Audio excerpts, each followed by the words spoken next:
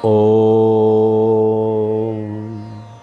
तव कथामृतं तप्तजीवनं कविभिरीडितं कल्मषापहं श्रवणमङ्गलं श्रीमदाततं भुवि गृह्णन्ति ये भूरिदा जनाः।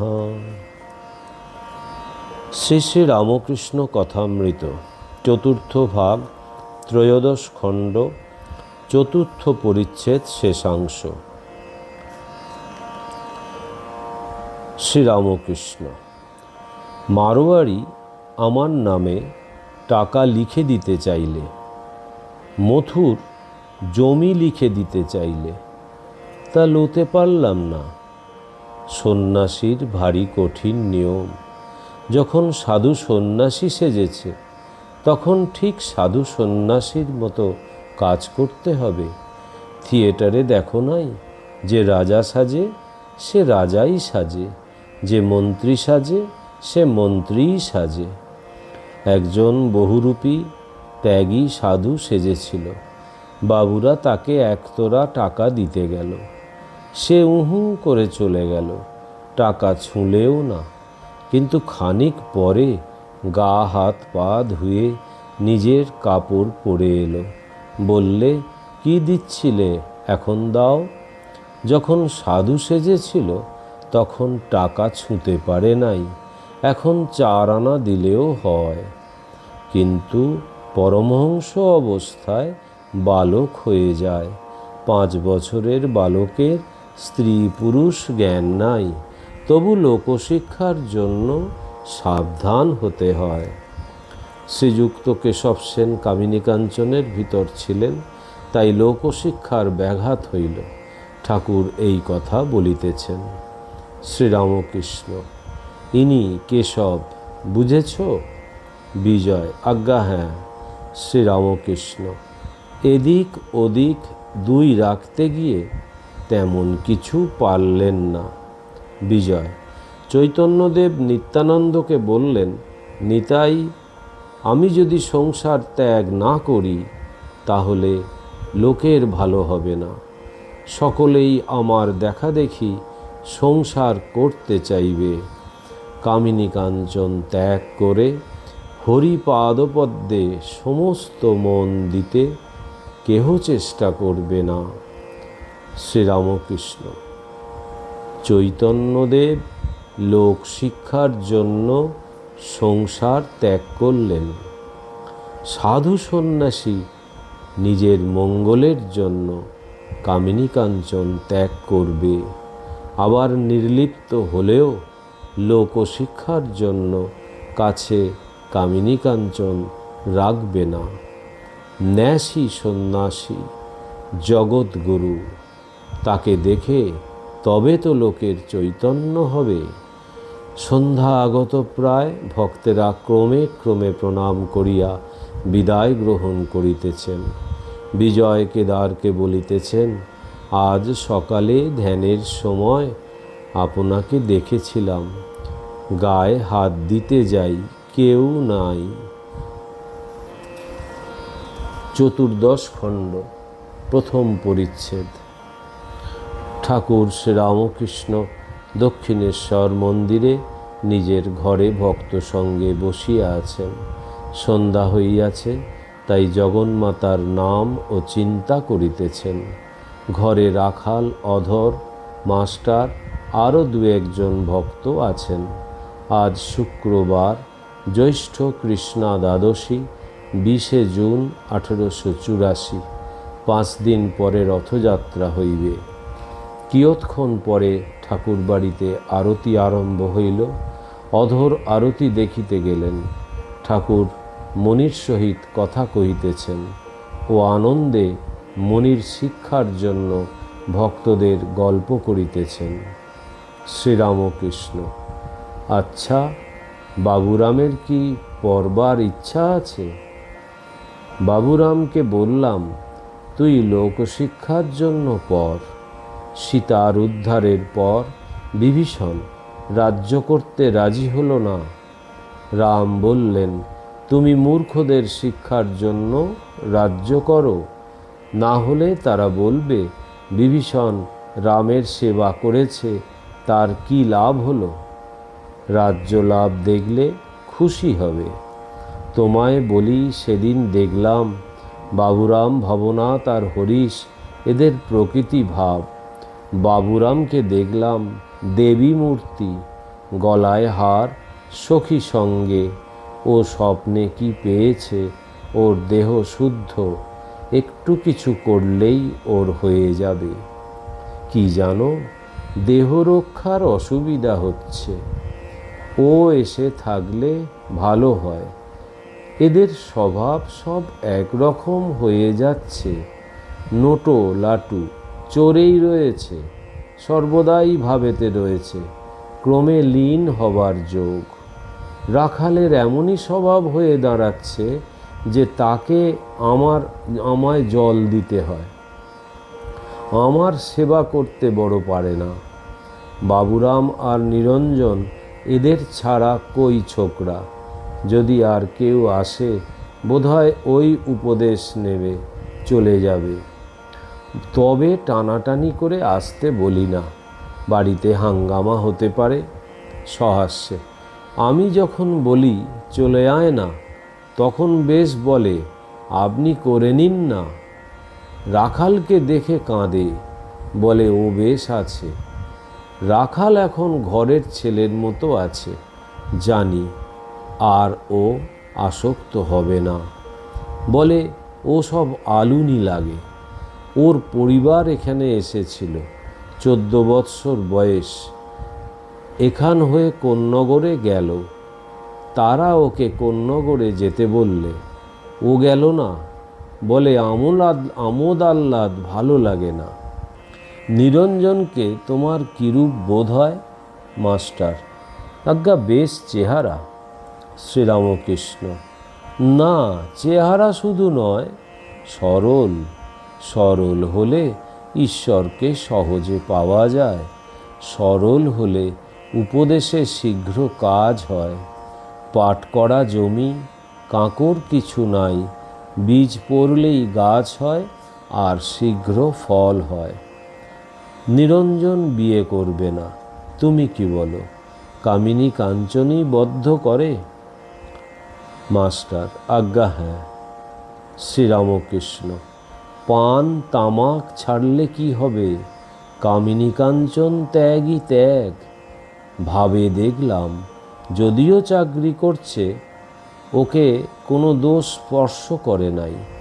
মার জন্য কর্ম করে, ওতে দোষ নাই। তোমার কর্ম যা করো, এতে দোষ নাই, এ ভালো কাজ। কেরানি জেলে গেল, বদ্ধ হলো, বেরি পড়লে আবার মুক্ত হলো। মুক্ত হওয়ার পর সে কি ধেই ধেই করে নাচবে? সে আবার কেরানিগিরিই করে। তোমার উপায়ের ইচ্ছা নাই, ওদের খাওয়ানো পরানো। তারা তো না হলে কোথায় যাবে? মণি: কেউ নেয় তো ছাড়া যায়। শ্রীরামকৃষ্ণ: তা বই কি, এখন এও করো ও করো। মণি: সব ত্যাগ করতে পারা ভাগ্য। শ্রীরামকৃষ্ণ: তা বই কি, তবে যেমন সংসার, সংস্কার। তোমার একটু কর্ম বাকি আছে, সেটুকু হয়ে গেলেই শান্তি, তখন তোমায় ছেড়ে দেবে। হাসপাতালে নাম লেখালে সহজে ছাড়ে না, রোগ সম্পূর্ণ সারলে তবে ছাড়ে। ভক্ত এখানে যারা আসে, 2 থাক। 1 থাক বলছে আমায় উদ্ধার করো হে ঈশ্বর। আর 1 থাক, তারা অন্তরঙ্গ, তারাও কথা বলে না। তাদের 2টি জিনিস জানলেই হলো। প্রথম, আমি শ্রীরামকৃষ্ণ কে, তারপর তারা কে, আমার সঙ্গে সম্বন্ধ কি। তুমি এই শেষ থাকের, তা না হলে এত সব করে। ভবনাথ বাবুরাম এদের প্রকৃতি ভাব। হরিশ মেয়ের কাপড় পরে শোয়। বাবুরাম বলেছে ওই ভাবটা ভালো লাগে। তবেই মিলল ভবনাথেরও ওই ভাব, নরেন্দ্র, রাখাল, নিরঞ্জন এদের বেটা ছেলের ভাব। আচ্ছা, হাত ভাঙার মানেটা কি?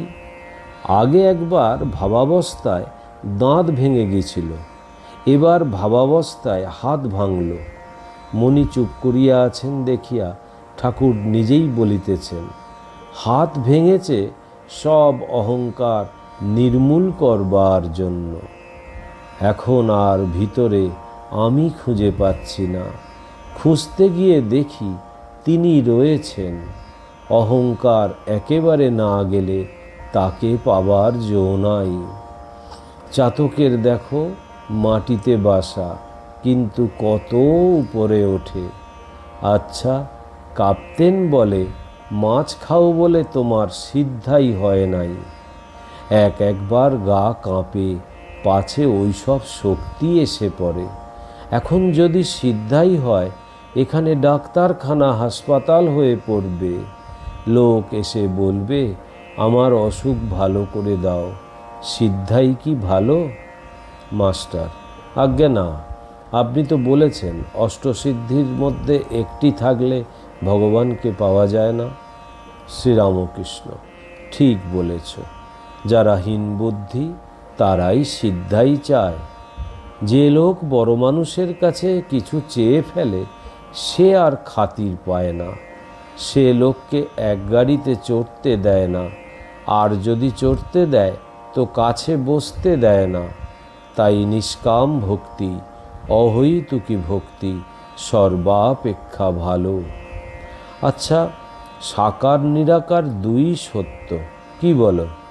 নিরাকারে মন অনেকক্ষণ রাখা যায় না, তাই ভক্তের জন্য সাকার। কাপ্তেন বেশ বলে পাখি উপরে খুব উঠে যখন শান্ত হয় তখন আবার ডালে এসে বিশ্রাম করে। নিরাকারের পর সাকার। তোমার আড্ডাটায় একবার যেতে হবে। ভাবে দেখলাম অধরের বাড়ি, সুরেন্দ্রের বাড়ি, বলরামের বাড়ি এসব আমার আড্ডা। কিন্তু ওরা এখানে না এলে আমার ইষ্টাপত্তি নাই। মাস্টার, আজ্ঞা তা কেন হবে? সুখ বোধ হলেই দুঃখ। আপনি সুখ দুঃখের অতীত। শ্রীরামকৃষ্ণ, হ্যাঁ, আর আমি দেখছি বাজিকর আর বাজিকরের খেলা। বাজিকরই সত্য, তার খেলা সব অনিত্য, স্বপ্নের মতো। যখন চণ্ডী শুনতাম তখন ওইটি বোধ হয়েছিল। এই শুম্ভ নিশুম্ভের জন্ম হলো, আবার কিছুক্ষণ পরে শুনলাম বিনাশ হয়ে গেল। মাস্টার, আজ্ঞা আমি কালনায় গঙ্গাধরের সঙ্গে জাহাজে করে যাচ্ছিলাম। জাহাজের ধাক্কা লেগে এক নৌকা লোক 20-25 জন ডুবে গেল। স্টিমারের তরঙ্গের ফেনার মতো জলে মিশিয়ে গেল। আচ্ছা, যে বাজি দেখে তার কি দয়া থাকে? তার কি কর্তৃত্ব বোধ থাকে? কর্তৃত্ব বোধ থাকলে তবে তো দয়া থাকবে। শ্রীরামকৃষ্ণ, সে একেবারে সবটা দেখে, ঈশ্বর, মায়া, জীব, জগৎ। সে দেখে যে মায়া বিদ্যামায়া, অবিদ্যামায়া, জীব জগৎ আছে অথচ নাই। যতক্ষণ নিজের আমি আছে ততক্ষণ ওরাও আছে। জ্ঞানশীর দ্বারা কাটলে পর আর কিছুই নাই। তখন নিজের আমি পর্যন্ত বাজিকরের বাজি হয়ে পড়ে। মনি চিন্তা করিতেছেন। শ্রীরামকৃষ্ণ বলিতেছেন, কি রকম জানো? যেমন 25 থাক পাপড়িওয়ালা ফুল, এক চোপে কাটা। কর্তৃত্ব রাম রাম, সুখদেব, শঙ্করাচার্য এরা বিদ্যার আমি রেখেছিলেন। দয়া মানুষের নয়, দয়া ঈশ্বরের। বিদ্যার আমির ভিতরেই দয়া, বিদ্যার আমি তিনি হয়েছেন। কিন্তু হাজার বাজি দেখো, তবু তার আন্ডারে পালাবার জো নাই। তুমি স্বাধীন নও, তিনি যেমন করান তেমনি করতে হবে। সেই আদ্যাশক্তি ব্রহ্মজ্ঞান দিলে তবে ব্রহ্মজ্ঞান হয়, তবে বাজির খেলা দেখা যায়, নচেত নয়। যতক্ষণ একটু আমি থাকে ততক্ষণ সেই আদ্যাশক্তির এলাকা, তার অন্ডরে, তাকে ছাড়িয়ে যাবার জো নাই। আদ্যাশক্তির সাহায্যে অবতার লীলা, তার শক্তিতে অবতার। অবতার তবে কাজ করেন, সমস্তই মার শক্তি। কালীবাড়ির আগেকার খাজাঞ্চি কেউ কিছু বেশি রকম চাইলে বলতো, 2-3 দিন পরে এসো, মালিককে জিজ্ঞাসা করবে। কলির শেষে কল্কি অবতার হবে। ব্রাহ্মণের ছেলে, সে কিছু জানে না, হঠাৎ ঘোড়া আর তরবার আসবে। অধর আরতি দেখিয়া আসিয়া বসিলেন। ধাত্রী ভুবনমোহিনী মাঝে মাঝে ঠাকুরকে দর্শন করিতে আসেন। ঠাকুর সকলের জিনিস খাইতে পারেন না, বিশেষত ডাক্তার কবিরাজের ধাত্রীর। অনেক যন্ত্রণা দেখেও তাহারা টাকা লন, এই জন্য খাইতে পারেন না। ওম নিরঞ্জনম নিত্যম অনন্তরূপম ভক্তানুকম্পাধীত বিগ্রহং বৈ ঈশাবতারম পরমেশমিড্ডম তং রামকৃষ্ণম শিরসা নমাম্যহম। শ্রীরামকৃষ্ণ অর্পণমস্তু।